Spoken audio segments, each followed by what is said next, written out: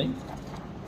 ওই কোনাটা আপনি এই যে যেখানে যে চিহ্নটা আছে ওই চিহ্ন বরাবর নিয়ে যখন আপনি পাঁচ করবেন তখন দেখুন এটা ঠিক মিডলে গিয়ে পড়ছে।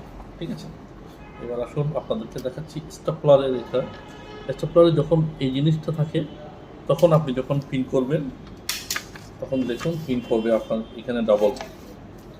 আর আপনি যখন এটাকে ঘুরিয়ে দিবেন যদি পিন করেন তখন দেখবেন পিনটি পড়ছে এরকম।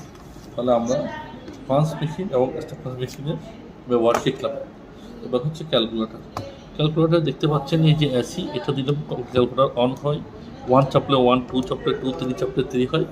প্লাস চাপলে যোগ করতে চাইলে প্লাস চিপতে হবে, মাইনাস করতে হলে বিয়োগ চিহ্ন চিপতে হবে, গুণ করতে হলে গুণ চিহ্ন দিতে হবে, ভাগ করতে হলে ভাগ চিহ্ন দিতে হবে।